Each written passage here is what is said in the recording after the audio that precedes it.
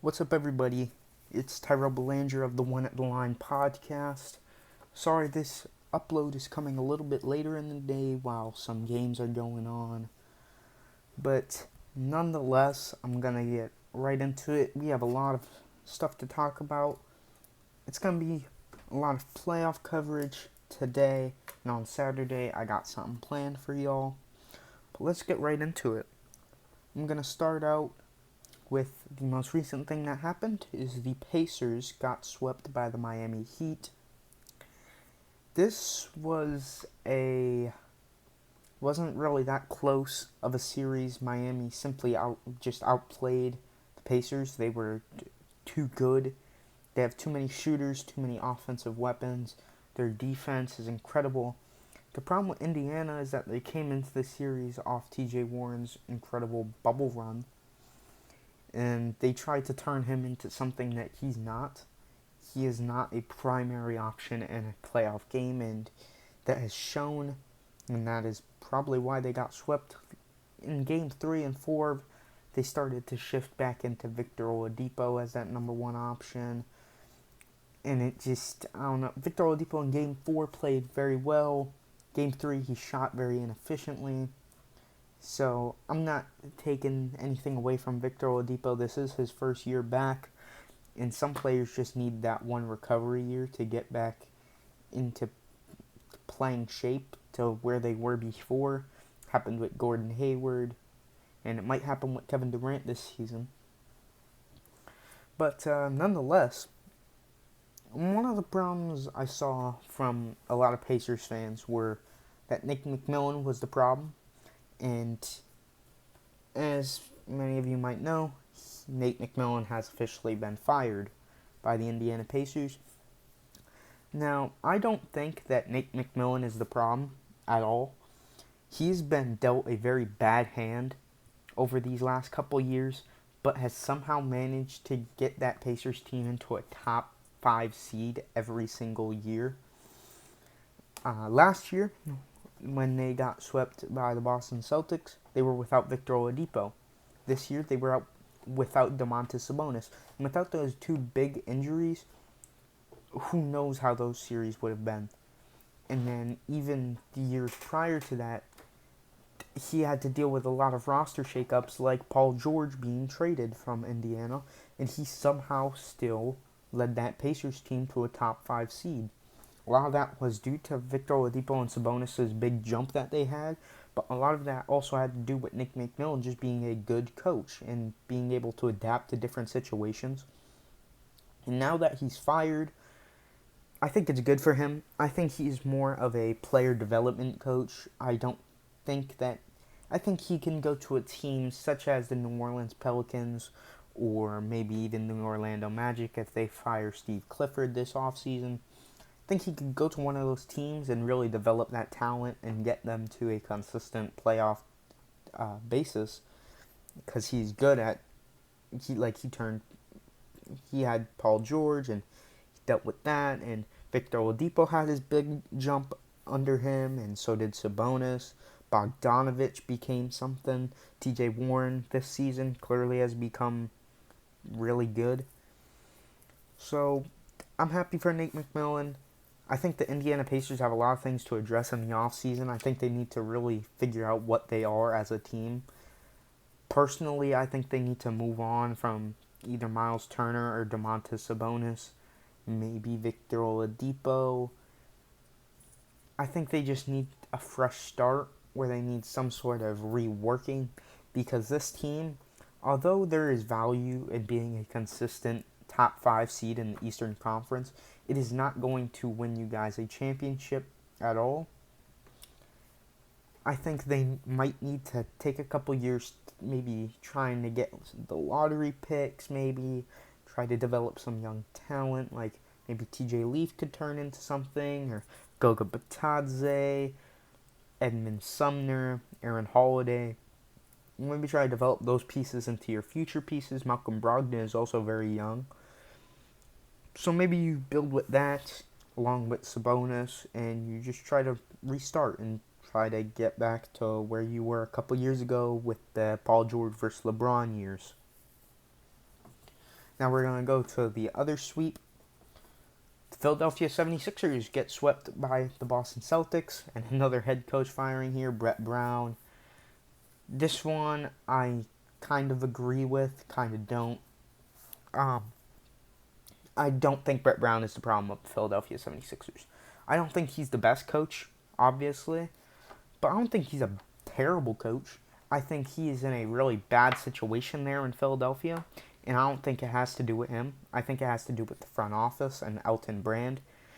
After the Sam Hinkie days of the trust the process and the just repeated years of being one of the worst teams in basketball, getting all those number 1 picks and those number 2 and 3 picks, and you build this team with Ben Simmons, Joel Embiid, and before that in 2018 when they made it to the second round and lost 4-1 to the Celtics, they had a really good team that year because I think Ben Simmons and Joel Embiid have the chance to be good together.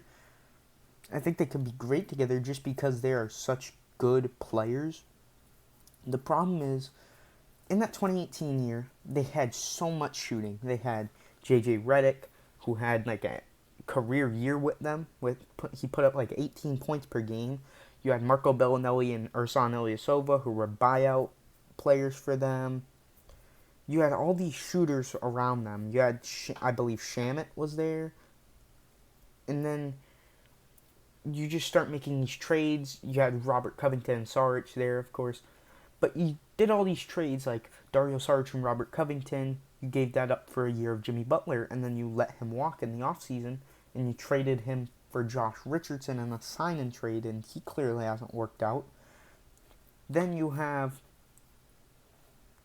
traded Landry Shamet and a bunch of first-round picks for Tobias Harris, and Shamet was one of your best shooters. Then you let Bellinelli and Ersan walk. Bellinelli went to the Spurs, Ersan went to the Bucks, and they both had pretty successful runs. You just traded all these shooters that need to be around Ben Simmons and Joel Embiid for them to be successful, and you trade them all away, and you give Tobias Harris this big old contract, you sign Al Horford to this big contract, and they're just things that, like, no one was going to pay Tobias Harris no one was giving Tobias Harris $180 million. No one was signing Al Horford to a four-year max deal. So you could have gotten these players just on cheaper contracts, or you didn't even need them. You could just run it back with that team, or try to add some more shooting or some more players around Joel and Ben Simmons to make it work. But now that all these shooters are gone, and we're unsure what's going to go on with Philly, I think, honestly, I'm going to do a video on what I think every team should do in free agency. But I'm just going to give you a preview. It's very simple. You just trade Al Horford for anything. I think a target you guys should have in the offseason is try to pry Buddy Hield from Sacramento in any way you can. I think you run it back with Joel Embiid and Ben Simmons one more time. And then maybe if it doesn't work out next year, regardless if it's Elton Brand's fault or just the front office's fault in general, I think you have to move on from one of them and get some value, because clearly under Elton Brand in that Sixers front office, it is not going to work out there at all. I think you just need to do something to improve this team. Now moving on to Boston. They just played incredible, especially without Gordon Hayward. You could barely tell. Not sure if that's going to be how it's going to be against Toronto in the next round, which I'll get to them. But I think the Celtics looked really good in this series, and they probably should have won without Ben Simmons. Philadelphia doesn't really have any playmaking. Of course, they let go of Trey Burke for Raul Neto, and Raul Neto didn't even play in this series, really. So that was an L. Shout out to him because he's balling in Dallas, which I'll also get to them later. But yeah, Boston going to the second round, and there's some things going on. Of course, this Steve Blake shooting. That was just, not gonna really get into it right now, but that was a really hard video to watch. And the players from both Boston and Toronto are thinking about sitting out for that game to make a statement, because there should be real change here. But, nonetheless, this will be a good series between Toronto and Boston if it does happen, and I'm excited for it. Now we move on to Houston versus OKC. OKC really bounced back, coming back 2-0. It's a tie series now. Chris Paul really stepped up. Shea and Dennis Schroeder, they've all stepped up huge. Steven Adams really hasn't been a factor, because realistically, Houston will struggle against dominant centers, but Steven Adams really isn't one of those centers that's going to demand touches in the post and go to work. But nonetheless, OKC has been playing great these last few games. Russell Westbrook is a game-time decision for their game tonight. So I guess we'll see how this series goes in this big Game 5 to see who can get the edge. But this has been a great series so far. Now we move on to the Orlando Magic and the Milwaukee Bucks, who are playing at this moment.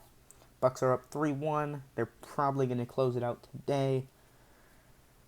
That Game 1 was really a fluke. The Bucks just came out and they underestimated the Magic, and they didn't really play that well. So Chris Middleton still hasn't been having a good series, but the rest of Milwaukee has been having a field day with this Orlando team. Now Brooklyn has also been swept by the Toronto Raptors once again. Caris LeVert had a great series. Joe Harris left the bubble for Game 4, and he wasn't there. TLC has played great, so there's some flashes for some players that are going to come back for next year when KD and Kyrie are healthy. So that's a good sign for Brooklyn. I think they have some decisions to make in this offseason regarding who's going to stay. Like, are you going to move on from Caris LeVert or Spencer Dinwiddie? I'm unsure. But Toronto just looked great. Their defense is incredible, and that is what scares me as a Boston fan, especially without Gordon Hayward. Just without that fourth star that we can rely on to play make and score at a consistent basis.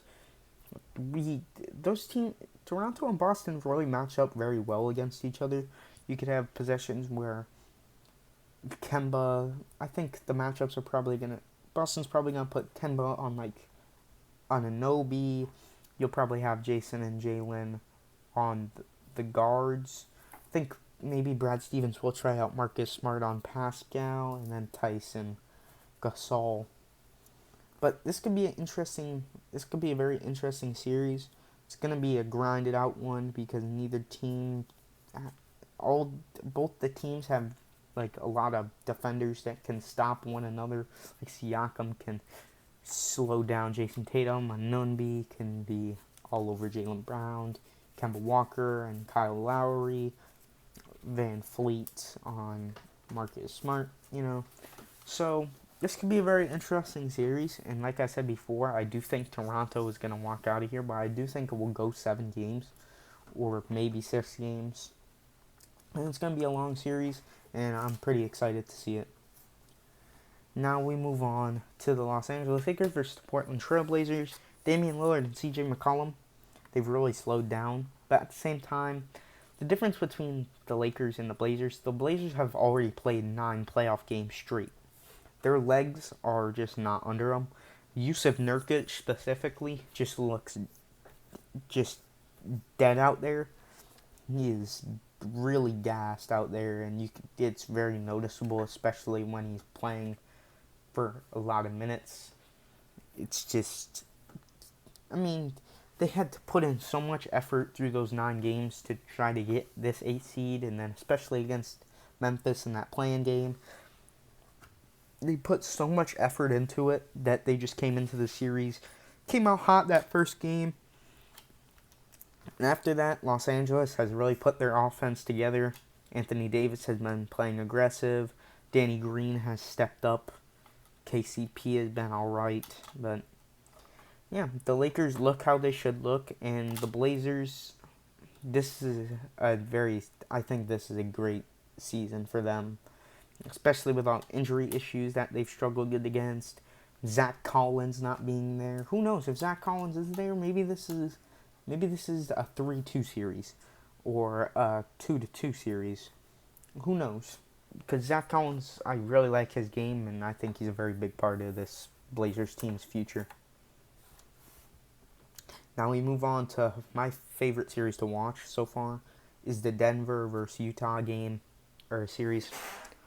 This Donovan Mitchell versus Jamal Murray matchup has been great. They're not even guarding each other most of the time, but in game 4, Donovan and Jamal Murray both put up 50-point games. Then the game last night, game 5, Jamal Murray put up like 45, and Donovan still had like a 35-point game. So it's just been crazy to see them go back and forth. And when it's close, it's literally just one guy makes a basket, then the other one does, and it just goes back and forth, and whoever gets the last shot really wins the game. So it's just been great. Denver's defense in Game 5 looked very cleaned up. I think they're starting to get it together. The problem with Denver's defense is that Michael Porter Jr., since he's so young, he doesn't understand like those rotations on the pick and roll, and whoever Michael Porter Jr. is on, they just send a bunch of pick and roll at him, and he has no idea what to do. A lot of people tend to forget this is his first year really playing in the NBA. And even then, during the regular season, he was playing maybe like 10 minutes a game. The bubble was really where his minutes started to ramp up. So this is really like his first 15 or so games that he has actually really played in that are important. So I don't blame him for this. Next, in the offseason, they're going to do some workouts, try to train him to be a better defender in the pick and roll so he can understand the rotations. I think Denver will be very dangerous next season. But they were down 3-1. It's now 3-2, and it's very unlikely that they come back. But you never know what could happen, especially in this environment with the bubble and all. You never know what could happen. But it's 3-2. Utah is up, and we're going to see who advances. But it's been a great series to watch no matter who advances. Then we move on to the Los Angeles Clippers versus the Dallas Mavericks. This series has been very back and forth. First off, the first game, Porzingis got ejected, and there was a lot of backlash on it. Then game 2, they bounced back, got the win. Game 3, the Clippers came out, they won. Then the game 4, Luka put up a 45-point triple-double and hit an incredible game winner over Reggie Jackson, which it was just insane. The Clippers, I think they're switching a lot on Luka, sending him a lot of different defenders. Some positions, Kawhi will be on him. Paul George, Marcus Morris has been getting the main assignment. But I think this switching thing is kind of backfiring a little bit, especially last night. Reggie Jackson ended up on Luka Doncic, and Luka just stepped it back and shot right over him. And it was an incredible shot. It's hard to just look at it and notice how young Luka Doncic is, and he is putting his team on his back, especially without Porzingis. Game 4, they won that game off Luka Doncic, and Paul George is still struggling. But then Game 5, the Clippers came out, and it wasn't a game from the very beginning. Paul George finally had a good game in this series. He had some stuff to say. I'm sorry. I keep yawning. Anyways, he had some stuff to say after the game, which I did not agree with, which I'm going to get into a lot of stuff he's been talking about because it's incredible how much he's talking for someone that's shooting 29%. But nonetheless, Paul George came out. The Clippers had a lot of energy. Pat Beverly has been on the bench just yapping away at Luka every time they miss. And I guess it got to them. Porzingis was once again out. We're still really unsure the severity of this injury, but he had some additional tests, and that's usually not very good. It's on the opposite knee as the one that he had surgery on. Sorry. So we're unsure when he'll be coming back in full form, but I'm excited to see him because when he has played, he's been great. So hopefully he can come back for Game 6 and make this a series. But this has been a great series. Now we're going to move on to Paul George. Okay, I'm going to get right back to him. A few nights ago, Paul George said after he scored 9 points, 3 for 14 shooting, he came out and he said that he's not like James Harden in that he can come out and affect the game without scoring. I'm not really sure where he's coming from that. James Harden is one of the best playmakers in the NBA. Great ball handler. He's the leading scorer in the NBA. He's a great rebounder for his position. And he's really stepped up on defense this season. Well, Paul George's defense hasn't really been there all series. He hasn't shot well. He hasn't really handled the ball all that well. And he hasn't really rebounded well either. He hasn't really been doing much of anything out there besides running and jumping until Game 5. Then he has the nerve after the game to say that he's been going through a lot. And a lot of people were just clowning him on Twitter because he wasn't going through a lot in the bubble games. He was playing alright in the bubble games. Then the playoffs started, and he went back to being Pandemic P. And George Paul, he has been terrible in the playoffs. He had one good game. I don't know if he can sustain it, honestly. I don't trust Paul George in the playoffs. Haven't for a while. Hasn't played good in them since he left Indiana. So, I don't know what to expect from Paul George anymore. Sometimes he's a top 10 player in the league. Sometimes he's a non-factor shooting 3 for 14. But nonetheless, Saturday's podcast will have a lot to talk about if the Raptors and Celtics end up playing. We'll see that. Some series will probably be wrapped up by Saturday, so that'll be a good episode. But that's going to do it for today's edition of the podcast. I'd like to thank you all for tuning in. Please subscribe for more, and follow me on Twitter for the latest updates on the podcast. But anyways, thank you guys for watching, and I'll see you guys on Saturday. Peace out.